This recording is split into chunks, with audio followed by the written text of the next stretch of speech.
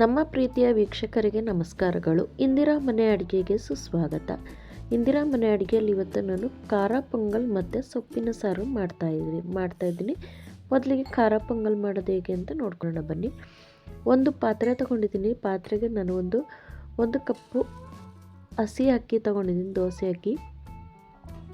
1 cup ಹೆಸರುಬೇಳೆ ತೊಗೊಂಡಿದ್ದೀನಿ. ಅದನ್ನು ಚೆನ್ನಾಗಿ ತೊಳ್ಕೊಂಡು ಅದಕ್ಕೆ ನಾನು 2 ಕಪ್ಪು ಅಕ್ಕಿ ಹೆಸರುಬೇಳೆಗೆ ನಾನು 6 ಕಪ್ ನೀರು ಹಾಕ್ಕೊಳ್ತಾ ಇದ್ದೀನಿ. 3ರಷ್ಟು ನೀರು ಹಾಕ್ಕೋಬೇಕಾಗುತ್ತೆ. ನೀರು ಹಾಕ್ಕೊಂಡಾಗ ನಮಗೆ ಸರಿಯಾದ ಹದಕ್ಕೆ ಬರುತ್ತೆ. ಇವಾಗ ನಾನು ಸ್ವಲ್ಪ ರುಚಿಗೆ ತಕ್ಕಷ್ಟು ಉಪ್ಪು ಹಾಕ್ಕೊಳ್ತಾ ಇದ್ದೀನಿ ಅನ್ನಕ್ಕೆ. ಆಮೇಲೆ ನೋಡಿಕೊಂಡು ನಾವು ಹಾಕ್ಕೋಬೋದಾಗುತ್ತೆ. ಇದಕ್ಕೆ ಇಷ್ಟೇ ನೀರು ಅಂತ ಏನು ಇಡಿಸೋದಿಲ್ಲ. ಇದನ್ನು 3 ವಿಷಲ್ ಬರ್ಸ್ಕೊಂಡು ಕುಕ್ಕರ್ ವಿಷಲ್ ಬರೋಷ್ಟೊತ್ತಿಗೆ ನಾನು ನಾಳೆ ಬೆಳಗ್ಗೆಗೆ ಇಡ್ಲಿ ನೆನೆ ಹಾಕ್ತಾಯಿದ್ದೀನಿ. ಇಡ್ಲಿಗೆ ನಾನು 2 ಕಪ್ 2 ಗ್ಲಾಸು ಇಡ್ಲಿ ಅಕ್ಕಿ ಹಾಕ್ಕೊಳ್ತಾ ಇದ್ದೀನಿ. 1 ಗ್ಲಾಸು ಅರ್ಧ ಗ್ಲಾಸು ಉದ್ದಿನಬೇಳೆ ಹಾಕ್ಕೊಳ್ತಾ ಇದ್ದೀನಿ. ಅರ್ಧ ಗ್ಲಾಸು ಸಬ್ಬಕ್ಕಿ ಹಾಕ್ಕೊಳ್ತಾ ಇದ್ದೀನಿ. 1/4 ಗ್ಲಾಸು ಅವಲಕ್ಕಿ ಹಾಕ್ಕೊಳ್ತಾ ಇದ್ದೀನಿ. ಹಾಕಿ ಇದನ್ನು 3-4 ಸರಿ ಚೆನ್ನಾಗಿ ತೊಳ್ಕೊಂಡು ನಾವು ನೆನೆಯೋಕ್ಕಿಡೋಣ. ನೆನೆಯೋಕ್ಕಿಟ್ಟಾದ್ಮೇಲೆ ಇದನ್ನು ನಾಳೆ ಇಡ್ಲಿ ಮಾಡೋದಕ್ಕೆ ಸರಿಯಾಗುತ್ತೆ. ರಾತ್ರಿಗೆ ನಾನು ರುಬ್ಬೋದಕ್ಕೆ ಸರಿಯಾಗಿಬಿಡುತ್ತೆ. ಇದ್ರ ಜೊತೆಗೆ ನಾನು ದೋಸೆ ಕೂಡ ನೆನೆಸ್ಕೊಂಡ್ಬಿಡ್ತಾ ಇದ್ದೀನಿ. ಯಾಕಂದರೆ ಗ್ರೈಂಡ್ರಲ್ಲಿ ರುಬ್ಬೇಕಾದ್ರೆ ಎರಡನ್ನೂ ಒಟ್ಟಿಗೆ ನಾನು ರುಬ್ಬಿ ಇಟ್ಕೊಂಡ್ಬಿಡ್ತೀನಿ. ಇವಾಗ ನೋಡಿ ಅಷ್ಟೊತ್ತಿಗೆ ಕುಕ್ಕರ್ ವಿಷಲ್ ಬಂದಾಗಿದೆ, 3 ವಿಷಲ್ ಬಂದಾಗಿದೆ. ನೋಡಿ ಈ ಹದಕ್ಕೆ ಅನ್ನ ಬೆಂದಿದೆ. ನೋಡಿ ಇವಾಗ ಇದಕ್ಕೆ ನಾನು 1 ಗ್ಲಾಸಷ್ಟು ನಾನು ಹಾಲನ್ನು ಹಾಕ್ಕೊಳ್ತಾ ಇದ್ದೀನಿ. ನಿಮಗೆ ಹಾಲು ಬೇಡ ಅಂದರೆ ಸ್ಕಿಪ್ ಮಾಡ್ಕೋಬೋದು. ಹಾಲು ಹಾಕ್ಕೊಂಡು ಸ್ವಲ್ಪ ನೀರು ಹಾಕ್ಕೊಳ್ತಾ ಇದ್ದೀನಿ. ನಮಗೆ 6 ಕಪ್ಪು ನೀರು ಹಾಕಿದ್ವಲ್ಲ, ಇವಾಗ ನೋಡಿ ಇದಕ್ಕೆ ನಾನು 1 ಕಪ್ ಹಾಲು ಹಾಕ್ತಾಯಿದ್ದೀನಿ. ಇನ್ನೂ ಒಂದು ಅರ್ಧ ಕಪ್ ನೀರು ಹಾಕ್ಕೊಳ್ತಾ ಇದ್ದೀನಿ. ಇದು ಆರ್ತಾ ನಮಗೆ ಇನ್ನೂ ಗಟ್ಟಿಯಾಗಿಬಿಡುತ್ತೆ. 7.5 ಕಪ್ಪು ನೀರು ಹಾಕ್ದಂಗೆ ಆಗುತ್ತೆ. 1 ಕಪ್ ಹಾಲು ಹಾಕಿದ್ದೀವಿ. ಹಾಲು ಬೇಡ ಅನ್ನೋರು ನೀರು ಕೂಡ ಹಾಕ್ಕೋಬೋದು. ಇದ್ರ ಜೊತೆಗೆ ನಾನು ಒಂದು ಅರ್ಧ ಕಪ್ಪಿನಷ್ಟು ನಾನು ಒಣಗಿ ಕೊಬ್ಬರಿ ತುರಿನ ಹಾಕ್ಕೊಳ್ತಾ ಇದ್ದೀನಿ. ಒಣ ಕೊಬ್ಬರಿ ತುರಿ ಬೇಕಿದ್ದರೆ ಹಾಕ್ಕೊಳ್ಳಿ, ಇಲ್ಲಾಂದರೆ ಸ್ಕಿಪ್ ಮಾಡ್ಕೊಳ್ಳಿ. ಹಾಕಿದ್ರೆ ತುಂಬಾ ಚೆನ್ನಾಗಿರುತ್ತೆ. ನೋಡಿ ಇವಾಗ ನಾನು ಪೊಂಗಲ್ಗೆ ತುಪ್ಪದಲ್ಲಿ ಒಗ್ಗರಣೆ ಮಾಡಿಕೊಂಡ್ರೆ ಚೆನ್ನಾಗಿರುತ್ತೆ. ನಿಮಗೆ ತುಪ್ಪ ಬೇಡ ಅನ್ನೋರು ಎಣ್ಣೆ ಹಾಕ್ಕೋಬೋದು. ನಾನು ಒಂದು ಅರ್ಧ ಸ್ಪೂನಷ್ಟು ನಾನು ಕಾಳು ಮೆಣಸನ್ನ ಜಜ್ಜಿಕೊಳ್ತಾ ಇದ್ದೀನಿ. ಇವಾಗ ನೋಡಿ ಅರ್ಧ ಟೀ ಸ್ಪೂನ್ ಸಾಸಿವೆ, ಅರ್ಧ ಟೀ ಸ್ಪೂನ್ ಜೀರಿಗೆ ಹಾಕಿದ್ದೀನಿ. ಅದಕ್ಕೆ ಜೀರಿಗೆ ಹಾಕಿದ್ಮೇಲೆ ನೋಡಿ ಮೆಣಸನ್ನು 1-2 ನಾನು ಕುಟ್ಕೊಳ್ತಾ ಇದ್ದೀನಿ. ಅರ್ಧಂಬರ್ಧ ಕುಟ್ಟಿ ಹಾಕಿದಾಗ ನಾವು ಚೆನ್ನಾಗಿರುತ್ತೆ. ಇದಕ್ಕೆ 7-8 ಹಸಿಮೆಣ್ಸಿನ್ಕಾಯಿ ಹಾಕ್ಕೊಂಡಿದ್ದೀನಿ. ಹಸಿಮೆಣ್ಸಿನ್ಕಾಯಿ ಹಾಕೊಂಡ್ಮೇಲೆ 1 ಇಂಚಿನಷ್ಟು ಶುಂಠಿನ ತುರಿದು ಹಾಕ್ಕೊಂಡಿದ್ದೀನಿ. ಬೇಕಾದ್ರೆ ನೀವು ಸಣ್ಣದಾಗಿ ಕಟ್ ಮಾಡಿ ಕೂಡ ಹಾಕ್ಕೋಬೋದು, ಚೆನ್ನಾಗಿರುತ್ತೆ. ಇದಕ್ಕೆ ಕರಿಬೇವಿನ ಸೊಪ್ಪು ಹಾಕ್ಕೊಂಡಿದ್ದೀನಿ. ಸ್ವಲ್ಪ ಹಾಕಿ ನಾವು ಒಗ್ಗರಣೆ ಹಾಕ್ಕೊಂಡು ಇದಕ್ಕೆ ಸೇರಿಸ್ಕೊಂಬಿಡೋಣ. ಸೇರಿಸ್ಕೊಂಡ್ರೆ ಮುಗೀತಿನ ಹಾಲು ಕುದಿಬೇಕಾಗುತ್ತೆ. ನಾವು ಹಸಿ ಹಾಲು ಹಾಕಿರೋದ್ರಿಂದ ಕಾಯಿಸಿ ಅರಸಿರೋ ಹಾಲನ್ನು ಕೂಡ ಹಾಕ್ಕೊಂಡು ನಾವು ಪೊಂಗಲ್ ಮಾಡ್ಕೋಬೋದಾಗುತ್ತೆ. ನೋಡಿ ಪೊಂಗಲ್ ರೆಡಿಯಾಗಿದೆ. ಇನ್ನೂ ಬೇಕಾದ್ರೆ ಸ್ವಲ್ಪ ತುಪ್ಪ ಹಾಕ್ಕೋಬೋದು. ತುಪ್ಪ ಹಾಕಿದ್ರೆ ಚೆನ್ನಾಗಿರುತ್ತೆ, ಘಮನೂ ಚೆನ್ನಾಗಿರುತ್ತೆ. ಇನ್ನು ಸ್ವಲ್ಪ ಕೊಬ್ಬರಿ ಇತ್ತು, ಅದನ್ನು ಕೂಡ ನಾನು ಸೇರಿಸ್ಕೊಂಡಿದ್ದೀನಿ. ಜಾಸ್ತಿ ಒಣ ಕೊಬ್ಬರಿ ಹಾಕಿದ್ರು ತುಂಬ ಚೆನ್ನಾಗಿರುತ್ತೆ. ಅವಾಗ ತಿನ್ನೋದಾದರೆ ಹಸಿ ಕೊಬ್ಬರಿ ಹಾಕಿದ್ರು ಕೂಡ ಚೆನ್ನಾಗಿರುತ್ತೆ. ಸ್ವಲ್ಪ ಉಪ್ಪು ಕಡಿಮೆ ಇತ್ತು, ಹಾಗಾಗಿ ಉಪ್ಪು ಹಾಕ್ಕೊಂಡಿದ್ದೀನಿ.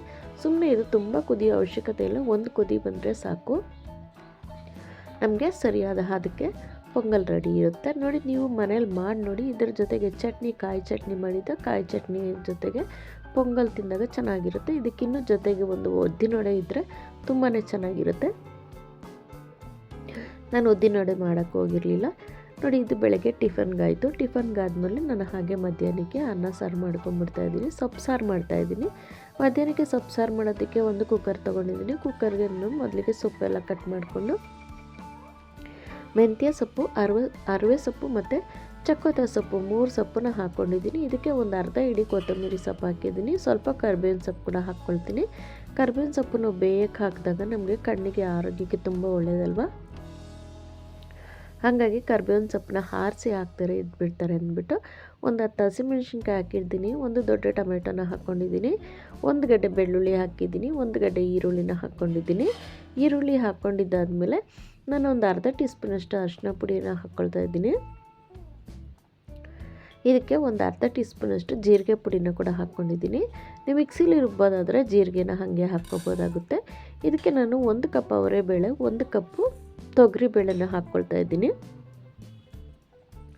ಅವರೆಬೇಳೆ ಹಾಕುವಾಗ ನಮಗೆ ಸೊಪ್ಪಿನ ಸಾರು ತುಂಬ ಟೇಸ್ಟಾಗಿರುತ್ತೆ. ನೋಡಿ, ಇದನ್ನೆಲ್ಲ ಹಾಕ್ಕೊಂಡು ನಾವು ಇವಾಗ 1 ಸ್ಪೂನಷ್ಟು ಎಣ್ಣೆನ ಕೂಡ ಹಾಕ್ಕೋಬೇಕಾಗುತ್ತೆ.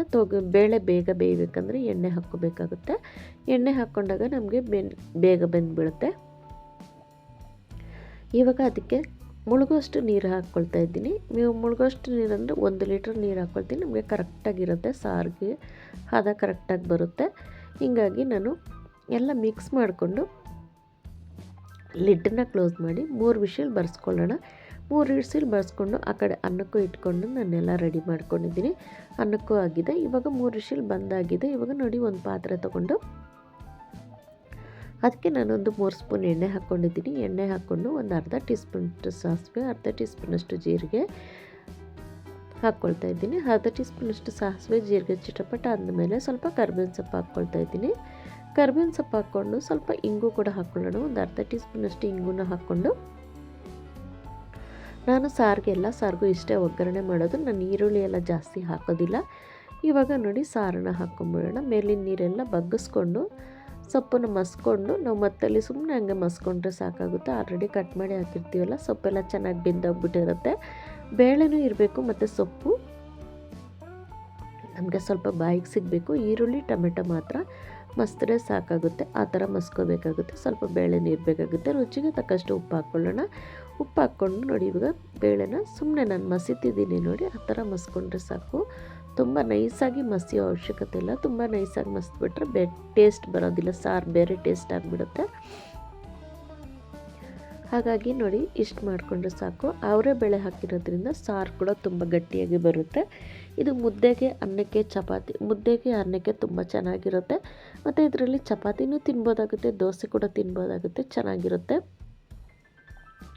ನೋಡಿ, ಸಾರು ರೆಡಿಯಾಗಿದೆ, ಅನ್ನನೂ ರೆಡಿಯಾಗಿದೆ. ಅನ್ನ ನಾನು ವೀಡಿಯೋದಲ್ಲಿ ತೋರಿಸ್ತಿಲ್ಲ. ನೀವು ಮನೇಲಿ ಮಾಡಿ ನೋಡಿ ಹೇಗೆ ಅನ್ನಿಸ್ತು ಅಂತ ಕಮೆಂಟ್ ಬಾಕ್ಸಲ್ಲಿ ತಿಳಿಸಿ. ನಮ್ಮ ವೀಡಿಯೋನ ಸ್ಕಿಪ್ ಮಾಡಿದೆ ಪೂರ್ತಿ ವೀಡಿಯೋ ನೋಡಿ. ನಮಗೆ ಯಾವುದೇ ವೀಡಿಯೋ ನೋಡಿದ್ರು ಪೂರ್ತಿ ವೀಡಿಯೋ ನೋಡಿದಾಗ ನಾವೇನು ಮಾಡ್ತೀವಿ ಅಂತ ನಿಮಗೆ ಅರ್ಥ ಆಗುತ್ತೆ. ಮತ್ತು ಮನೇಲಿ ಮಾಡಿ ನೋಡಿ ಹೇಗೆ ಅನ್ನಿಸ್ತು ಅಂತ ಕಮೆಂಟ್ ಬಾಕ್ಸಲ್ಲಿ ತಿಳಿಸಿ. ನಿಮ್ಮ ನೆಂಟರಿಗೆ, ಫ್ರೆಂಡ್ಸ್ಗೆಲ್ಲ ಶೇರ್ ಮಾಡಿ. ವೀಡಿಯೋ ಇಷ್ಟ ಆದರೆ ಒಂದು ಲೈಕ್ ಮಾಡಿ, ಕಮೆಂಟ್ ಮಾಡಿ.